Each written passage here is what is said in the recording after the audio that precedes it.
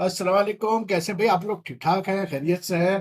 भाईजान, पीसीबी भी जो है ना, पाकिस्तान क्रिकेट बोर्ड भी सोच रहा होगा कि यार हम हमारी क्या मतलब मत मारी गई थी कि हमने चैंपियंस ट्रॉफी के होस्टिंग राइट्स ले लिए आईसीसी से, होस्टिंग राइट्स मांग लिए आईसीसी से।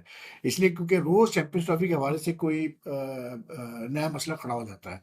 अब आज हुआ ये है कि जी पीसीबी को अब जो है ये भी स्टेप उठाना पड़ा कि उन्होंने जो है, जो मीडिया है, पाकिस्तानी मीडिया है, चाहे वो इलेक्ट्रॉनिक मीडिया हो, प्रिंट मीडिया हो या डिजिटल प्लेटफॉर्म पर मीडिया हो, वीलॉगर्स हो, उनकी मूवमेंट को रिस्ट्रिक्ट करना पड़ा है।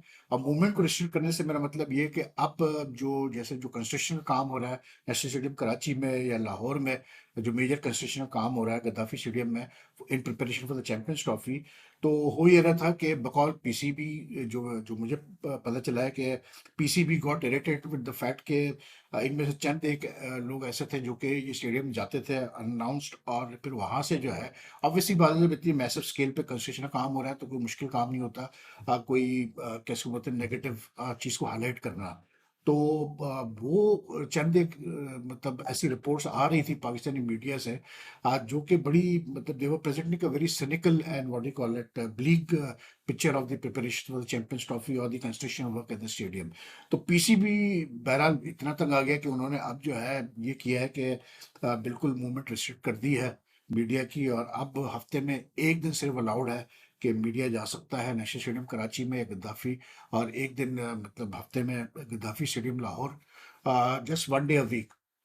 एंड दैट टू वहाँ पर पीसीबी के ऑफिशियल्स होंगे, और जो भी सवालात वगैरह होंगे मीडिया के, जो भी उन्होंने तस्वीरें वगैरह बनवानी होगी, फुटेज लेनी होगी, वो मतलब फिर वहाँ पर वो ले सकते हैं। अब पीसीबी का पॉइंट ऑफ व्यू ये है कि जी ये जो चंद एक रिपोर्ट्स ऐसी हैं जिसकी वजह से जैसे इंटरनेशनल मीडिया को पिकअप करता है, या खास करके कुछ प्लेटफॉर्म्स हैं इंडियन मीडिया में, वो तो इसको मतलब बड़ी खुशी से ये पिकअप करते हैं। और फिर होता ये है कि एक नेगेटिव मतलब पाकिस्तान क्रिकेट के इमेज को जो है वो मतलब नुकसान पहुंचता है, पाकिस्तान को भी नुकसान पहुंचता है इन द सेंस के अभी रिसेंटली जैसे हुआ कि एकदम एक लहर चल रही थी कि इंडियन मीडिया में कि जी चैंपियंस ट्रॉफी को शिफ्ट किया जा रहा है पाकिस्तान से, क्योंकि स्टेडियम का कंस्ट्रक्शन काम पूरा नहीं हुआ। अब जब तक कि ये स्टेडियम का कंस्ट्रक्शन काम जो है वो ऑफिशियली पूरा होता है नहीं होता, हमें नहीं उस वक्त तक तो कुछ कह नहीं सकते, लेकिन ये है कि अभी फिलहाल पीसीबी ने ये इकदाम किया कि उन्होंने जो है रिस्ट्रिक्शन लगा दी है। How do I look at it as a senior journalist और एनालिस्ट माई सेल्फ?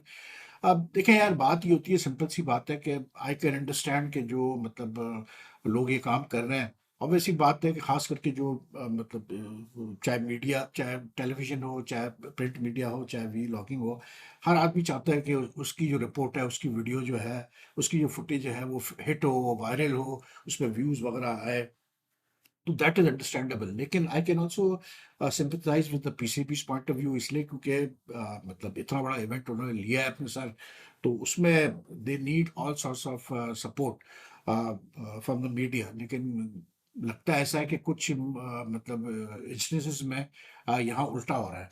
तो बहरहाल चले, हफ्ते में एक दिन तो खैर अलाउड है, मतलब जा सकता है, मीडिया देख सकता है।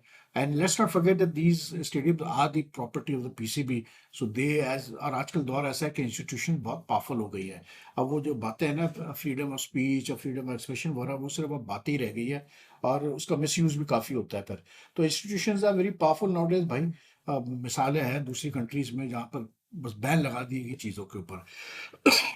तो पीसीबी ने ऐसा तो खैर नहीं किया, टोटल बैन तो नहीं लगाया, लेकिन रिस्ट्रिक्ट मूवमेंट, मतलब मूवमेंट को रिस्ट्रिक्ट, जो मीडिया की मूवमेंट है उसको रिस्ट्रिक्ट करने के लिए ये इकदाम किया है। तो लेट्स होप के चीज़ें बेहतर हो, इसलिए क्योंकि यार Champions Trophy is very important for not only Pakistan as the country but also for Pakistan cricket, इसलिए क्योंकि इससे बाद इतना बड़ा इवेंट हो रहा है पाकिस्तान में, और मतलब Pakistan needs these big sporting events to you know like, क्योंकि ये जब स्पोर्टिंग इवेंट्स होते हैं, कोई बड़ा स्पोर्टिंग इवेंट किसी मुल्क में होता है, तो उससे ये होता है कि टूरिज्म को भी बूस्ट मिलता है, इकोनॉमी को भी बूस्ट मिलता है, और इमेज को भी बूस्ट मिलता है अगर वो सही तरीके से वो इवेंट हो जाए। तो let's hope this champions trophy does like you no is held properly successfully without any issues. बाकी यार पाकिस्तान क्रिकेट में आज मतलब कल से टेस्ट मैच स्टार्ट है पाकिस्तान वेस्ट इंडीज का। तो इमामुल हक पे जो है टीम मैनेजमेंट ने भी कॉन्फिडेंस शो नहीं किया है, हालांकि उनको एक साल बाद रिकॉल तो कर दिया, टेस्ट स्क्वाड में because of the injury to Saim Ayub, लेकिन they have not included him in the playing 11 for the first test which begins tomorrow in Multan. और उसकी जगह जो है मोहम्मद हुरैरा को जो है डेब्यू कराया जा रहा है। हुरैरा इज मतलब नेफ्यू ऑफ शोएब मलिक, और he is been doing well in domestic cricket and he is been part of the Pakistan squad for sorry, a number of times recently in recent series, लेकिन he didn't get a chance to play. I think अच्छी choice है यार, तू जितना ज्यादा, क्योंकि ये series ऐसी है कि like I mean to be very honest, इसका कोई असर तो पड़ना नहीं है ना वेस्ट पाकिस्तान पे ना वेस्ट इंडीज पे, as far as the ICC World Test Championship is concern. तो उसमें ये सीरीज ऐसी होती है जिसमें आप जो है कोशिश कर सकते हैं कि आप अपने जो डोमेस्टिक के परफॉर्मर्स है उनको ट्राई करके देखें। तो Huraira has been knocking on the doors and I think it's a good thing कि उसको कल अपॉर्चुनिटी मिल रही है। Let's hope he takes full advantage of the opportunity. बाकी जो एक्सपेक्टेड था कि जी क्योंकि इंग्लैंड के खिलाफ ये जो फॉर्मूला है स्पिन ट्रैक्स प्रिपेयर करने का और स्पिनर से अटैक करने का, वो कामयाब रहा इंग्लैंड के खिलाफ 2 टेस्ट में जो पाकिस्तान जीता लास्ट ईयर। तो they applying the same formula against West Indies. और अबरार को भी और नुमान अली को भी और साजिद खान, तीनों 3 स्पिनर्स को रखा है पाकिस्तान 11 में, just one pacer and Khurram Shahzad.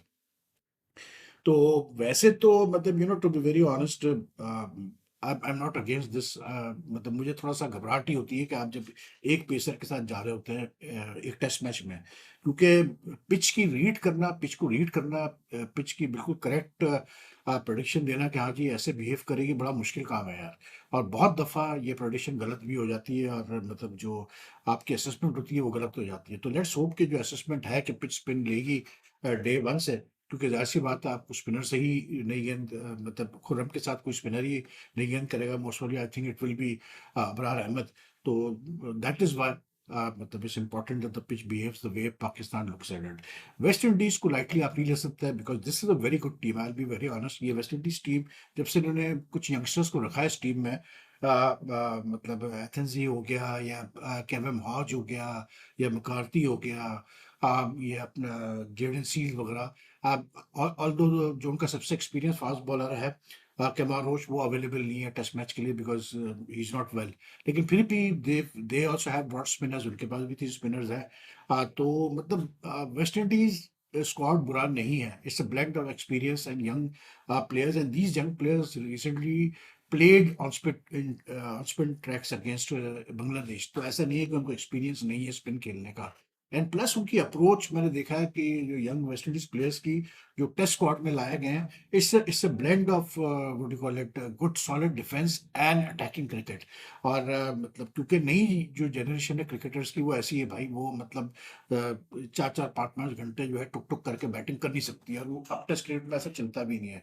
तो लाइटली इस वेस्ट इंडीज को टीम को लेना जो है would be a very very big mistake because remember England के खिलाफ तो England were favourites in the series, but here West Indies are the underdogs in this series.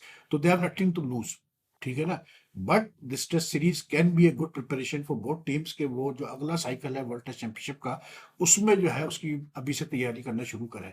दोनों टेस्ट मुल्तान में जी, और शान मसूद के लिए भी टेस्ट है क्योंकि like as captain he got a century in his last test innings in South Africa, but he needs to continue scoring runs, वरना जो है उसके लिए मुश्किल हो सकती है आगे चल के। बिकॉज अगर कप्तान नहीं रन्स करेगा तो फिर मुश्किल होगा। एंड शान के लिए एक और भी अच्छा चांस है कि like if he does well in this test series, if he gets big runs, he might also come under consideration for the Champions Trophy, जिसमें कोई बुराई नहीं है उसको कंसिडर करने के लिए। जहाँ तो इमाम का ताल्लुक है, ठीक है यार, इमाम उल हक मतलब has got his chances above others in the past. तो इस दफा अगर उसको चांस नहीं मिल रहा तो कोई इसमें वो नहीं है। And as far as Saim is concern, Saim Ayub, उसकी रिपोर्ट तो यही है कि जी उसको अब लंदन में ही रख रहे हैं इस महीने to undergo his rehab there under the supervision of specialist.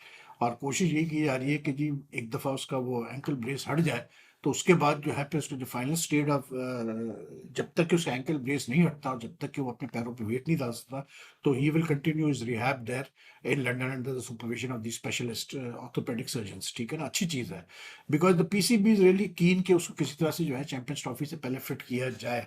और जो अब जो मुझे पता चला है, जो मुझे बताया गया है कि जी जो रिपोर्ट्स हैं दोनों स्पेशलिस्ट की, जो रिपोर्ट्स आई उसके टेस्ट की रिजल्ट्स आई है, उसमें इंजरी जो है वो जल्दी हील हो सकती है। तो अगर ऐसा हो जाए तो पाकिस्तान के लिए तो बहुत अच्छा होगा। लेकिन पाकिस्तान क्रिकेट की अगर हम बात कर रहे हैं तो जाहिर सी बात है कंट्रोवर्सी के बगैर काम चल नहीं सकता।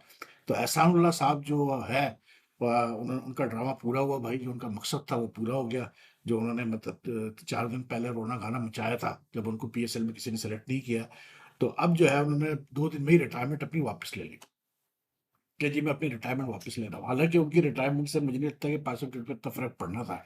आई was watching vlog from Sohaib Maqsood, जो पाकिस्तान के प्लेयर हैं, and he was very like he led a lot of emphasis on कि जी इसका बड़ा ख़्याल रखना चाहिए।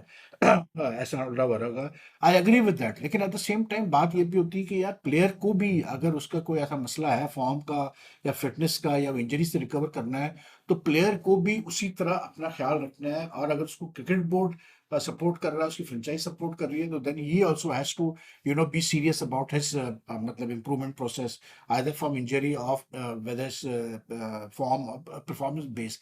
तो ऐसा के बारे में जो मेरे पास रिपोर्ट्स हैं वो इतनी अच्छी नहीं है उसके एटीट्यूड के, उसके मतलब एटीट्यूड को लेकर। And he has to understand कि यार कोई प्लेयर इंडिस्पेंसेबल नहीं होता। लेकिन बहरहाल अब अली तरीन जो ओनर है मुल्तान सुल्तान्स के, आफ्टर ही अनाउंसेस रिटायरमेंट, मुझे लगता है कि पीसीबी और अली तरीन ने बात की होगी, तो अली तरीन ने उससे डायरेक्ट बात की है असाउल्लाह से, और उसको कहा है कि भाई तुम, we'll help you in every way we can in your rehab, in your come back process, और तुम खेलो। वो अब शायद मुल्तान सुल्तान की जो डिपार्टमेंटल टीम है, जो ग्रेड 2 खेलेगी, मतलब चाहे पैटर्न्स का काजम ट्रॉफी का, उसमें ही प्ले मतलब फॉर देम। बट ऐसा उल्ला का आई थिंक इट्स अबाउट टाइम के ही नीड्स टू अंडरस्टैंड कि यार ये क्रिकेट, प्रोफेशनल क्रिकेट खेलना कोई जो है ना बच्चों का खेल नहीं है, और बच्चों वाली हरकतें चलती नहीं है। तो ये तो ठीक है, चले ये ड्रामा हो गया, लेकिन hopefully he doesn't repeat it again in future. Pakistan cricket में यार पता नहीं फॉर सम रीजन होता ही है कि पाकिस्तान क्रिकेट अनवांटेड जो है ना, पाकिस्तान क्रिकेट के साथ कोई ना कोई कंट्रोवर्सी जुड़ जाती है। अब ये शेन वॉटसन वाला आप देखें, तो आई वाज जस्ट वंडरिंग कि यार देखो, जो बाहर के लोग हैं वो क्या सोचते होंगे पाकिस्तान क्रिकेट के बारे में, कि यार जो फॉरेन कोच आता है इनके पास पाकिस्तान क्रिकेट में एंटर होता है, वो मतलब कॉन्ट्रैक्ट खत्म किए बगैर ही चला जाता है वापस। और ये अभी का नहीं हो रहा, ये सिर्फ मैं शेन वॉटसन के हवाले से बात नहीं कर रहा हूँ, जो कि अब क्वेटा ने भी आज कंफर्म कर दिया कि वो कोच नहीं होंगे, उनके head coach, is no longer the head coach for the PSL 10। तो it's recently Gary Kirsten, Jason Gillespie वाला जो इंसिडेंट हुआ, उससे पहले भी बहुत इंसिडेंट्स हो चुके हैं। चाहे आप ग्रैंड ब्रडबर्न ले लें, चाहे आप मिकी ऑथर ले लें, चाहे डेव वॉटमोर ले लें, चाहे जेफ लॉसन ले लें, चाहे रिचर्ड पाइबस ले लें, चाहे स्टीव रिक्सन ले लें, मॉनी मॉकिल ले लें। तो like there must be a reason कि आप जो फॉरेन कोचेस हायर करते हैं वो नहीं अपने कॉन्ट्रैक्ट्स पूरे करते हैं। एक इंस्टेंस मुझे याद है, बॉब वुलमर बेचारा, जिसकी डेथ हो गई थी इन 2007 वर्ल्ड कप, और मिकी ऑथर ने अपना टर्म 4 साल पूरे करके फिर जो है उसको मतलब उससे कॉन्ट्रैक्ट रिन्यू नहीं किया था पाकिस्तान क्रिकेट बोर्ड ने after the 2019 world cup. But generally नहीं चलते हैं फॉरेन मतलब coaches, and most of them go with not in very good circumstances, बड़े एक्रिमोनियस सर्कमस्टेंसेस में वो जाते हैं।